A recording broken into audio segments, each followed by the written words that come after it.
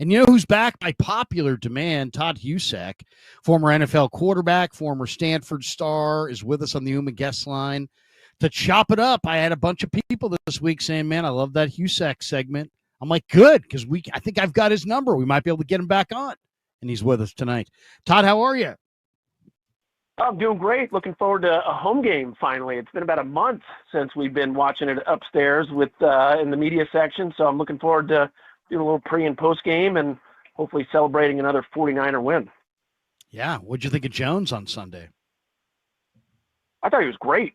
Hadn't gotten a ton of action in the preseason. A lot of talk about him coming in. Is he the guy? Can he be the guy? I loved the signing of him in the offseason to get – you want a guy to come in with something to prove, like they did with Darnold a few years ago. Young guy.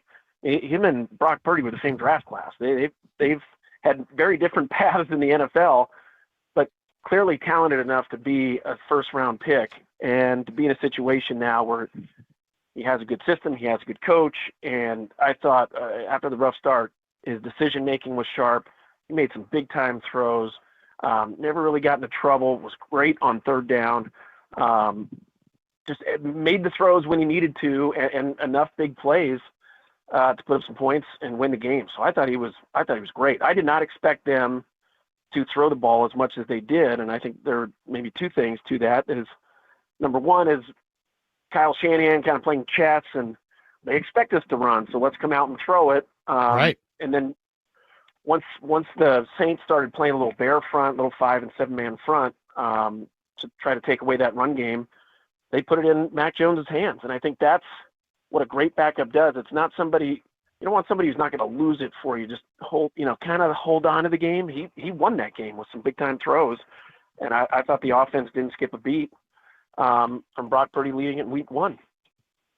I just thought Mac, I thought Shanahan's game plan would tell us, how much confidence he has in Jones. And the fact of the matter is he dropped him back, 40 some odd times, on the road against a Saints team that had given up 5 yards a carry in week 1. So it wasn't like there wasn't a reason to believe that the Niners could run.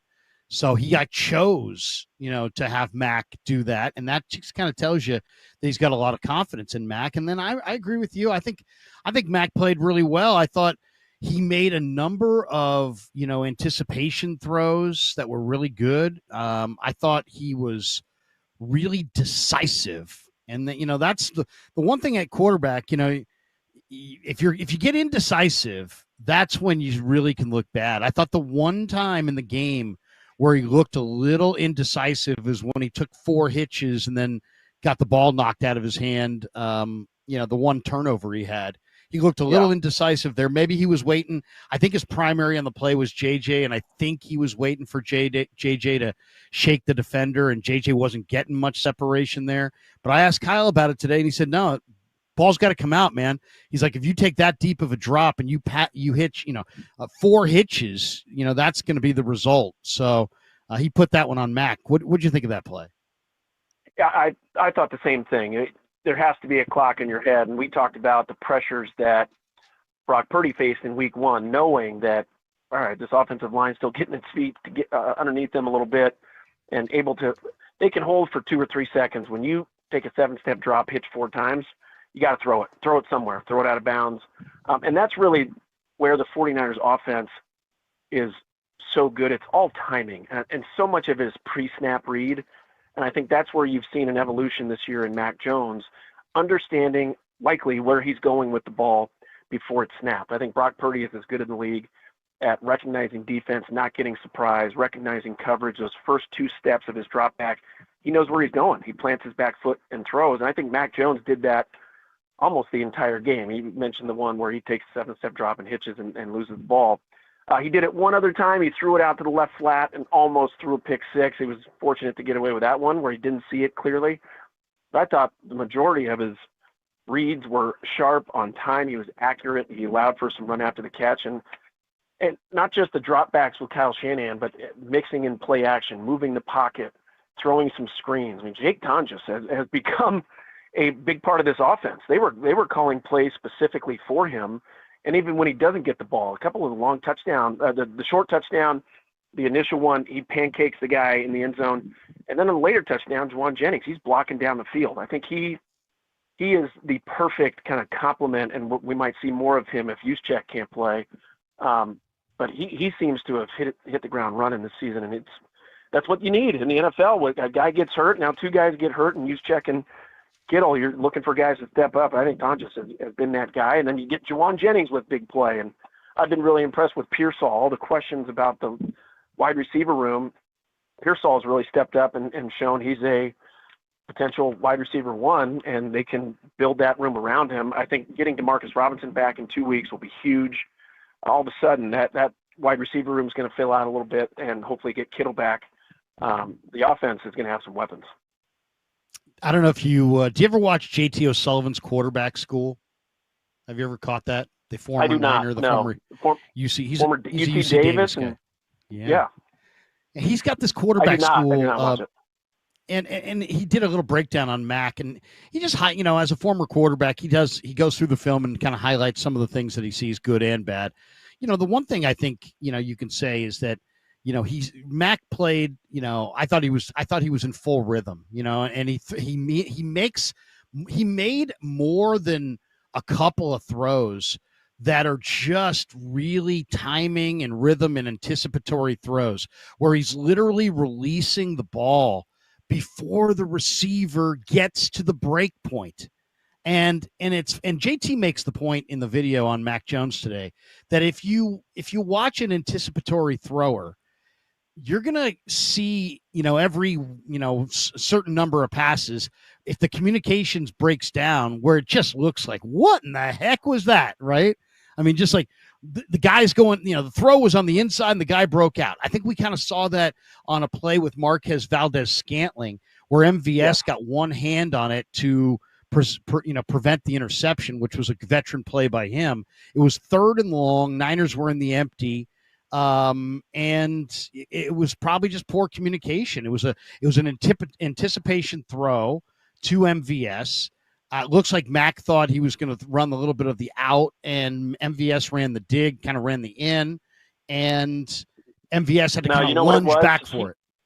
Yeah, he came out of his break.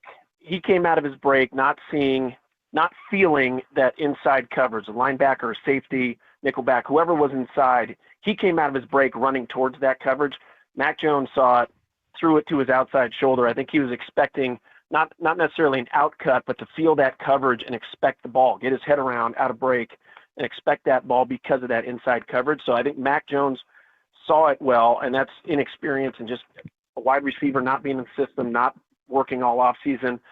And we talked about wide receivers and how do they have chemistry with the quarterback? It's seeing the same things. So there's not that surprise. If he was with it, if that was Pearsall, I think that's a completion because he sees that coverage and feels it. And that's not necessarily a knock against Valdez-Scantling. It's just he's new to the system. And by the way, a lot of talk about Shanahan's system and how it's so quarterback friendly. And now it's Mac Jones, and is Brock Purdy really that good? If it was that easy to run this system, everybody would do it. Right. If it's such an easy system that anybody can run, why is it only being run in 4 or 5 places instead of 28? You know why? It's really hard to coach, and it's really hard to get those guys on the same page and teach. When I was coaching at Stanford years ago, you could see the light come on. I was coaching tight ends. We had a couple really good young tight ends, a guy Jim Dre and Eric Lorig, who both made it to the NFL. They were studs. But you try to teach. It's not just you run this route on this play. It's why do you run this route? And what does the quarterback see? And what are we trying to accomplish offensively? And it's spacing and it's timing. And basically every play is designed where the defense can't be right. There's an answer offensively from a route system, whether it's man or zone, 2 deep, 3 deep. There's going to be somebody open. They cannot cover everyone.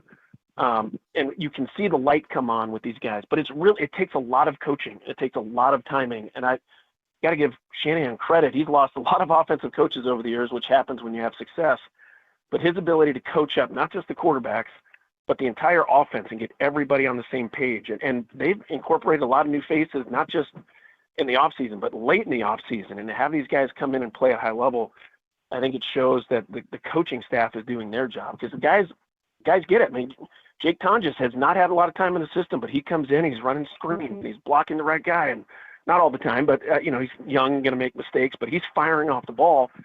And I think when you can play with that level of confidence, that's where the offense takes that next step. And the same can be said for defense. Robert Saleh has these guys playing with a lot of confidence, firing off the ball in the right spots, allowing them to make plays. And then they're both sides of the ball. They're putting their talent, they're taking advantage of the talent that they have and putting their guys in position to succeed and create matchup problems. But also, hey, Tonjes is a guy that can do this. Let's get him the ball in that inside screen and make some plays. So I think a lot of credit has to go to the coaching staff on both sides of the ball for getting these guys ready, because when people talk about the system and Brock Purdy, it's hard. It's hard to run that system. It's hard to coach that system.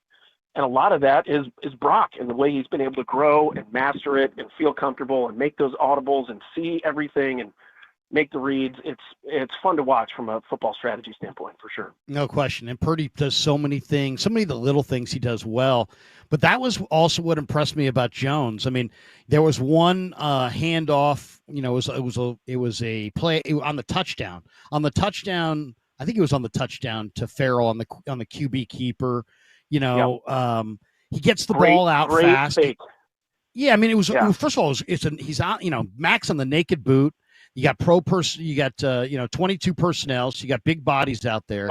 He's faking the run, the play action mesh point. He goes with two hands and then keeps the ball in his right hand as he bends over, but then he keeps the left hand out there and gave it a good one count after the handoff to really sell the play fake. And when he pivots out of the naked, the defender was flat-footed. So it was a brilliant play fake, and the Niners had 3-on-2 as far as, he had his choice there. But that's still a play that a lot of quarterbacks can't make with this defender, unblocked defender right in front of him. I thought he showed his attention to detail with the way he carried out that play fake. I thought it was genius. Can you see my notebook? I wrote those notes down. That's exactly. I'm cheating. Right. I'm cheating. I think that's something that gets overlooked oftentimes, especially with a backup who doesn't get those reps. By the way, from a quarterback's perspective, his back is totally turned to the defense when he makes that fake. Right. He's putting that left hand, watching the running back go to buy that extra half a count or full count to suck in the defense. And that's dangerous. You can take a big shot if that fake isn't good or they don't buy it. And he was able to get out, turns his shoulders, throws a strike. Tom just makes the block down the field, and Farrell makes the first guy miss and finishes in the end zone. But you're right. It's those little things that, like the throw being out in front where he can catch it, stop, make that first guy miss, and score. If that ball's low or high or behind him, he can't do that. And so it's all those little things that make an offense efficient and successful. And you go back to what two things the Niners have done really well. Third down conversions, they're over 50% for the year. They were, I think, 8 of 15 against the Saints. They have some long drives. They eat up the clock. They hold the ball. And the other thing that also third down on defense now, both games, they've been really good. But what converting third downs does from a play calling standpoint, you're able to show more and then build off it. You go back to that one play, Christian McCaffrey's kind of lined up a little wide out of the backfield and runs maybe a 15-yard comeback route. Really good route. I mean, Christian McCaffrey is an excellent route runner, so they're starting to take advantage of that a little bit. So they spread it out. You're talking about the 20-yard comeback on 3rd and long? Correct. Yeah, I mean, that was a genius route run by McCaffrey, I thought. Great play design. A couple plays later, maybe the next series, they run it. He's on the left side. McCaffrey runs that route. The defense widens out. They see him. They just got burned by it. Guess what? Juwan Jennings cuts back behind him. Perfect throw on the upfield shoulder, and he's able to catch and run. So those sequential play calls, because they're converting on third downs, the coach Shanahan is able to build on what he's showing a defense and making. He's setting him up. He's punching, counter punching. All right, they're gonna be ready for this. Now let's hit him with that. And I think Shanahan is so good at that and taking advantage of getting guys to be either guess wrong or take a step in the wrong direction, and then you see Juwan Jennings get right behind him as a perfect throw, and he finishes in the end zone. So that stuff like that, little things that offenses can do when they're converting on third downs, that's when the offense really starts to roll. All right, this 49er football season on the Krueger Show is presented by Sleeper, the fastest growing fantasy platform in the world. It's a one-stop shop. You get blazing fast news, real-time stats, group chats, season-long leagues, and, of course, Sleeper picks for daily fantasy, where you choose 2 to 8 players, pregame or live, and pick more or less on their projections. And if you're new to it, this is how it works. You use the promo code Larry, Larry, and you're going to get $100, 100% deposit match up to $100 on your first deposit. So the link is right there in the description. Terms and conditions do apply.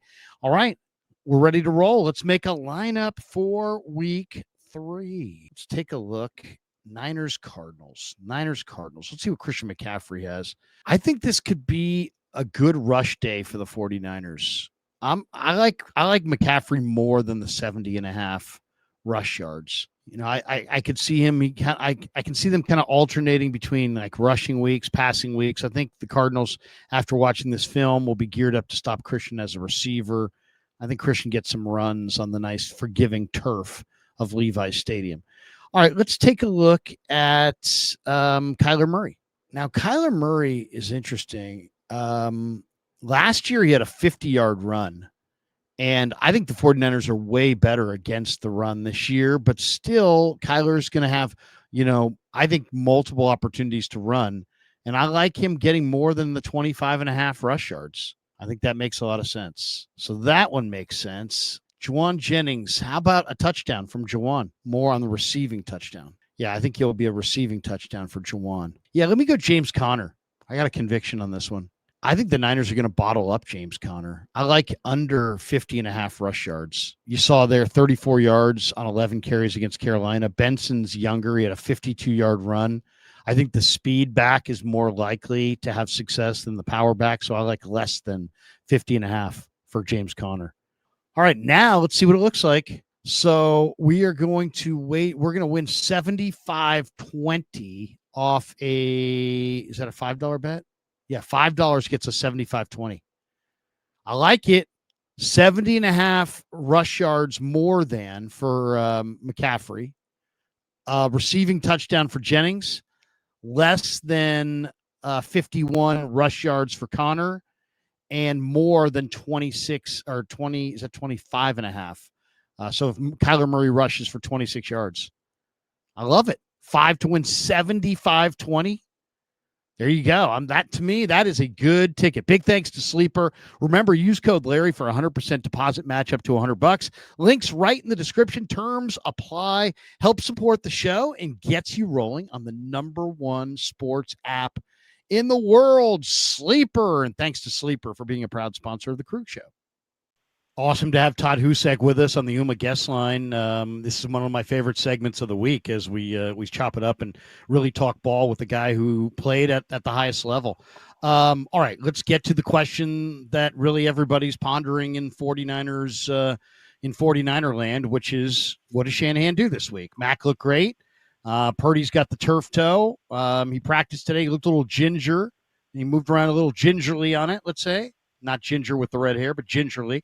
Does Shanahan go with Mac Jones, who's 100%, or does he go back to Brock Purdy, who sounds like he might want to get in there, but maybe Brock's like 70, 75%?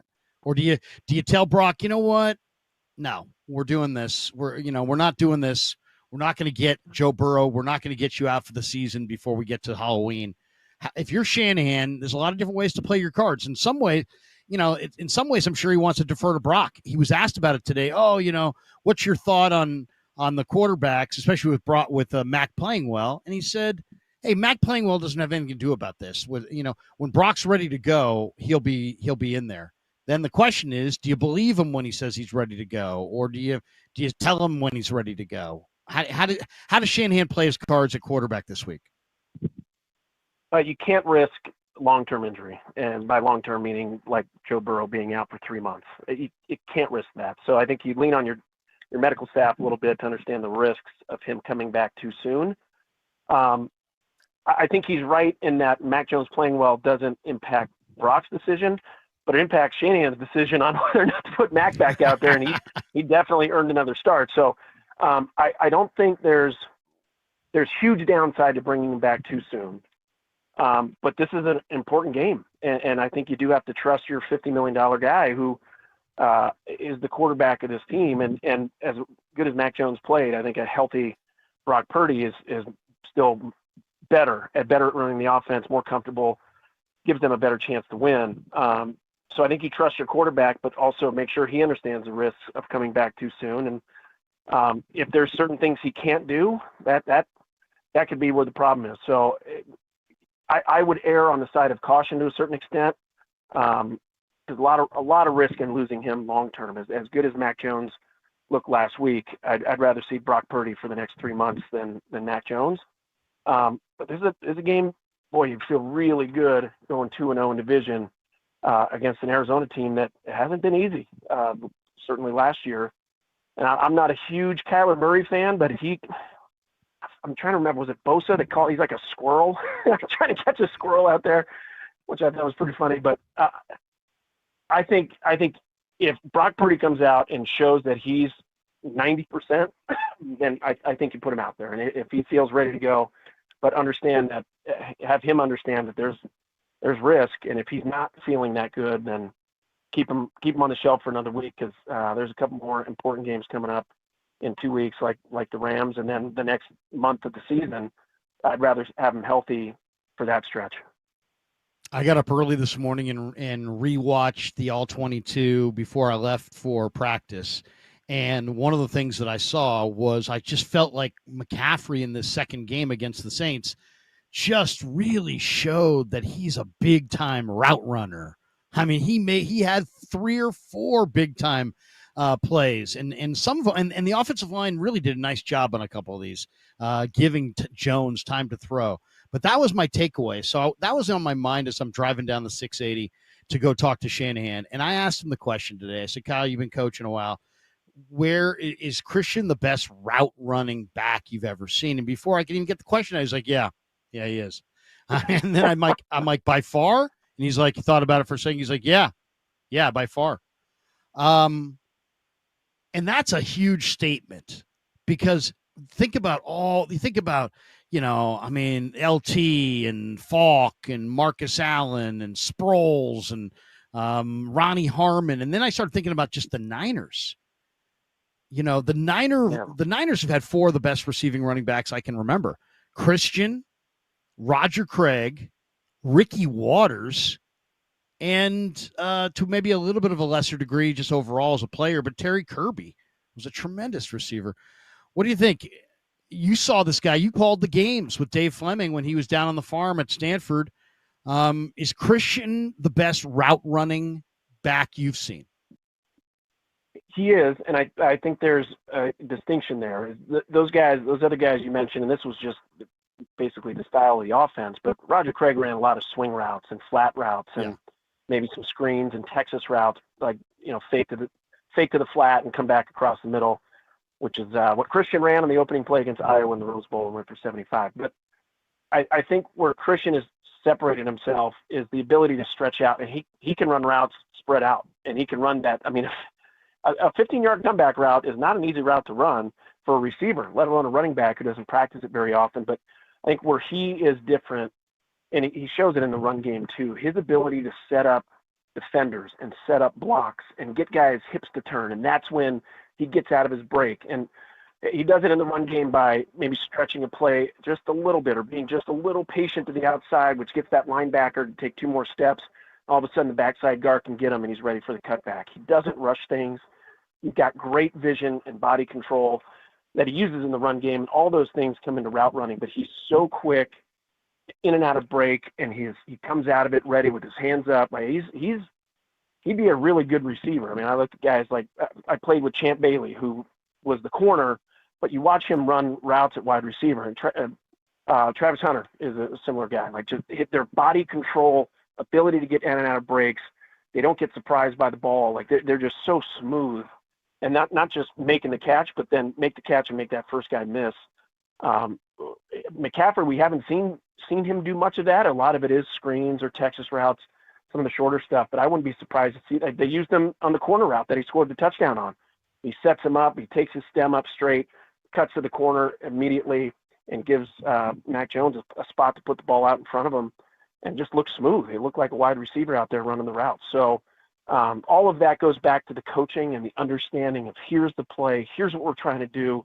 The outside receivers take up the underneath coverage so Christian can be open in the back of the end zone. And guess what? If that corner drops back to take away McCaffrey, we got a guy in the flat who's open for the touchdown. So all of that goes back to really good coaching. But McCaffrey is, I think, an exceptional route runner because he can do it all. It's not just the flat routes and the screens. It's getting down the field, choice routes, right? An option route where he goes up 5 yards, he can go in or out, and he knows what that linebacker or safety is going to do, and he makes the right decision and is able to catch the ball and make that first guy miss. So I wouldn't be surprised to see them continue to use him in that capacity because he's so good. They can create those matchup problems for a defense.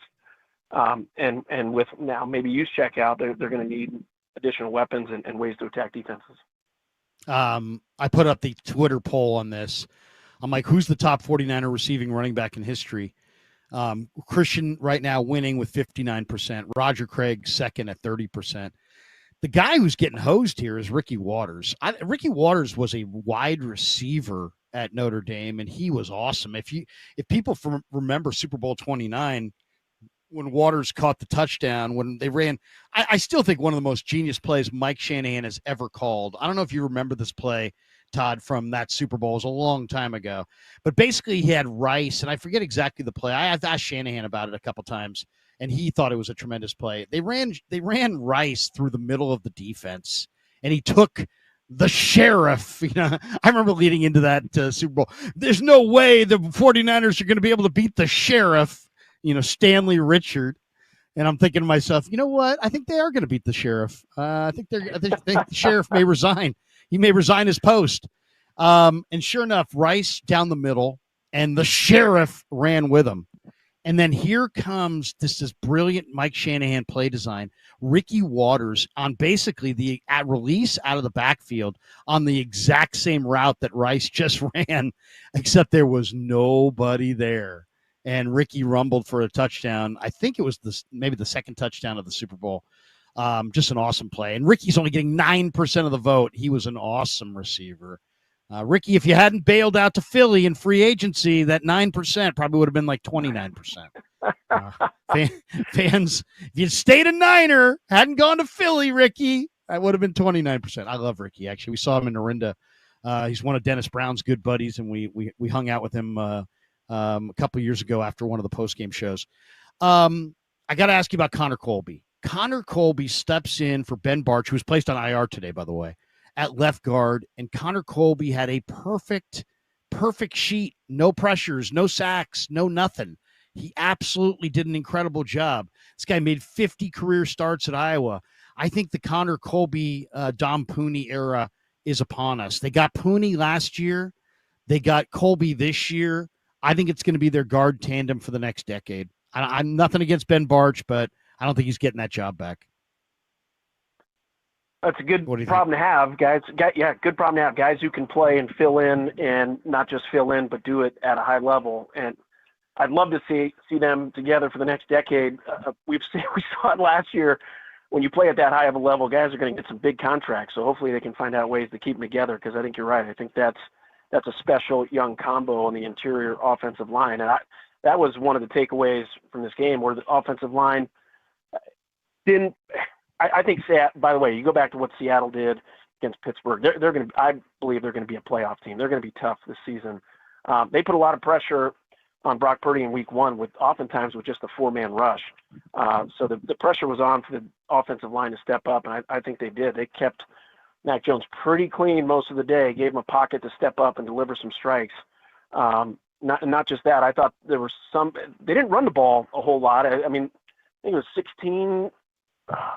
26 carries. I would have guessed that it was inverted with the number of passes and throws, but I think with those couple big plays in the run game, by the way, big plays are 6 or 7 yards. It doesn't have to be the big gashing, touchdown run, but those would be nice.